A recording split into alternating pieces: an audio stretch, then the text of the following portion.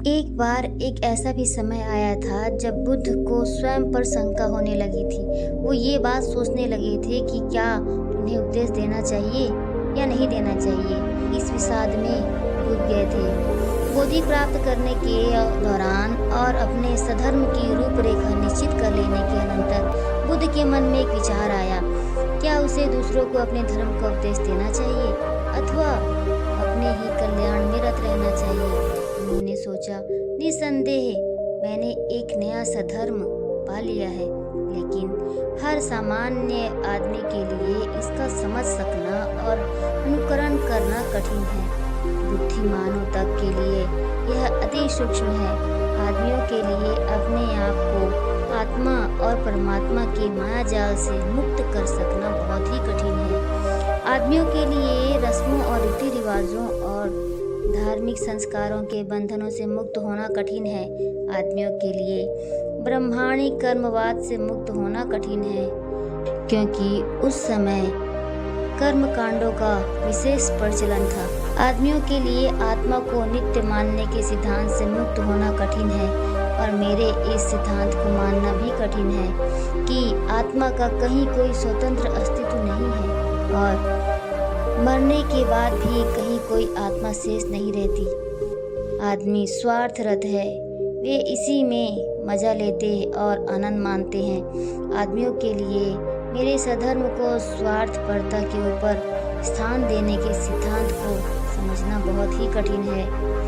यदि मैं अपने सिद्धांत का उपदेश दूं और दूसरे इसे न समझ सकें अथवा समझकर अस्वीकार कर दें अथवा स्वीकार करके भी उसके अनुसार आचरण न कर सकें, तो इससे दूसरों को भी व्यर्थ की थकावट होगी और मुझे भी व्यर्थ की हैरानी होगी। मैं संसार से दूर रहकर एक सन्यासी का ही जीवन क्यों न बिताऊं? मैं अपने कल्याण में ही क्यों न लगा रहूं? मैं कम से कम अपना कल्याण तो कर ही सकता हूँ।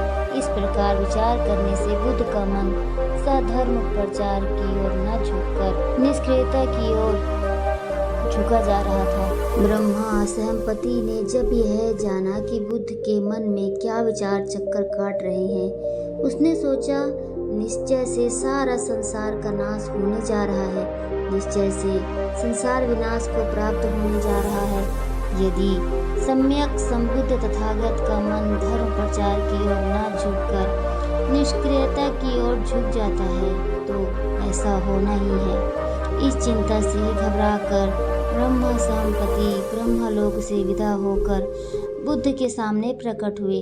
अपने वस्त्र को एक कंधे पर करके वह झुका और हाथ जोड़कर बोला, आप अब सिद्धार्थ गौतम नहीं हैं, आप बुद्ध हैं।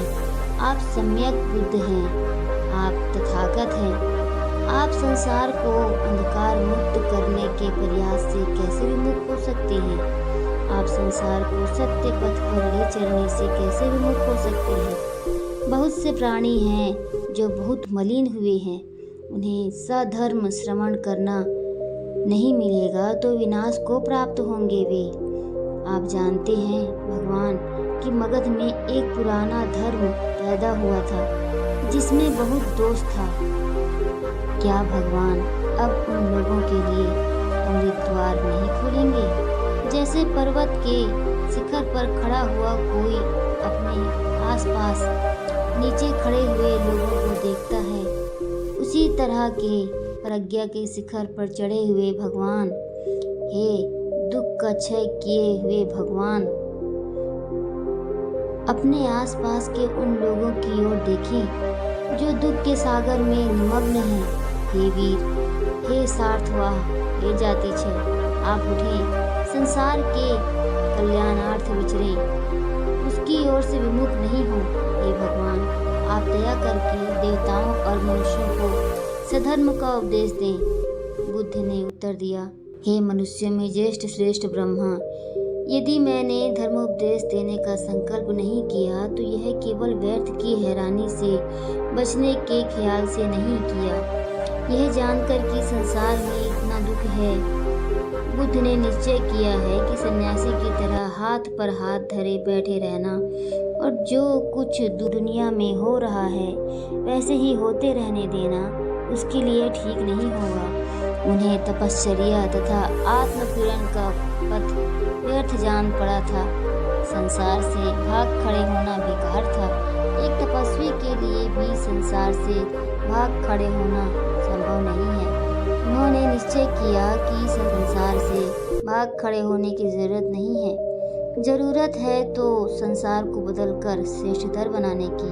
बुद्ध ने अनुभव किया कि उन्होंने संसार का त्याग इसलिए किया था कि वहाँ इतना संघर्ष और वह इतने अधिक दुख का कारण है और जिसका उनके पास कोई इलाज नहीं था। यदि वह सधर्म के प्रचार से संसार के कष्ट और दुख को दूर कर सके तो यह उनका कर्तव्य था कि वह संसार अभिमुख होकर उसकी सेवा करे, न कि निष्क्रियता की मूर्ति बनकर चुपचाप बैठे रहें। इसलिए बुद्ध ने ब्रह्मा संपत्ति की प्रार्थना स्वीकार की और सधर्म उपदेश देने का निश्चय किया। जब ब्रह्मा संपत्ति को यह आभास हो गया कि बुद्ध उसकी बातों से सहमत है, जब उन्हें यह लगा कि मैं जनता को उपदेश देने के लिए बुद्ध को प्रेरित करने में सफल हो गया हूँ, तो वे बड़ा प्रसन्न हुए। उसने बुद्ध को नमस्कार किया, प्रदक्षिणा की और विदा हो गए। वापस लौटते समय जाते जाते वह यह घोषणा करते रहे कि इस शुभ संवाद को सुनकर प्रसन्न हो जाइए। हमारे भगवान बुद्ध ने संसार की बुराई और कष्ट का मूल कारण जान लिया है। उन्हें इससे मुक्त होने का उपाय भी ज्ञात है। जो निराश हैं, दुखी हैं, उन्हें बुद्ध संतोष प्रदान करेंगे। जो युद्ध त्रस्त हैं उन्हें शांत करेंगे। जिनकी हिम्मत टूट गई है उन्हें हिम्मत देंगे। जो दलित हैं, जिन पर अत्याचार हुए हैं, वह आशावान बनाएंगे। आप लोग जिन्हें दुनिया के झंझट सहन करने पड़ते हैं, आप लोग जिन्हें दुनिया में भयानक संघर्ष करना पड़ता है, आप लोग जो न्याय की आशा लगाए रहते हैं, आप यह सुखद संवाद सुनकर प्रसन्न हो जाइए। जो आहत हैं वे अपने जख्मों को भरा समझे। जो भूखे हैं वे अपने को भोजन प्राप्त हुआ समझे। जो थके हुए हैं वे अपने को विश्राम प्राप्त समझें। जो तृष्णा से व्याकुल हैं वे अपनी प्यास बुझी समझें। जो अंधकार से त्रस्त हैं वे अपने आप को प्रकाश में समझें। जो परित्यक्त हैं वे अब खुशी मनाएं। बुद्ध के सिद्धांत में एक ऐसी उत्कट प्रेरणा है कि जो परित्यक्त हैं अथवा जिनका कोई नहीं है, जिनको त्याग कर दिया गया है, उन्हें अपना बना लेने की इच्छा होती है।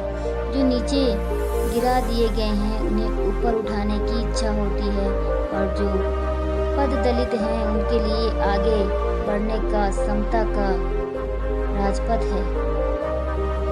उन पर उनका धर्म सधर्म है और उनका उद्देश्य है कि पृथ्वी पर सधर्म साम्राज्य स्थापित हो।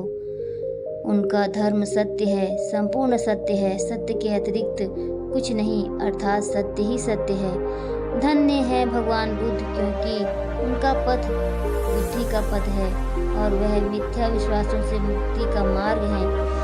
धन्य है वे भगवान बुद्ध जो मध्यम मार्ग का उपदेश करते हैं। धन्य है वे भगवान बुद्ध जो सधर्म का उपदेश करते हैं। धन्य है वे भगवान बुद्ध जो शांतिप्रद निर्वाण का उपदेश देते हैं। धन्य है वे भगवान बुद्ध जो मैत्री करुणा की शिक्षा देते हैं और भातृभाव की, ताकि आदमी अपने मानव बंधनों की लाभ करने में सहायक हो सके। दोस्तों, मेरा मकसद केवल आप लोगों को बुद्ध की बातों से अवगत कराना है, उनके विषय में बताना है। किसी भी व्यक्ति के धर्म या भावनाओं को ठेस पहुंचाना मेरा मकसद नहीं है। इस वीडियो को केवल नॉलेज के पॉइंट ऑफ व्यू से लें। Thank you so much for watching this video, my dear friends. Take care of yourself. Keep learning. Be happy. Stay healthy. Stay safe. And love you all, guys.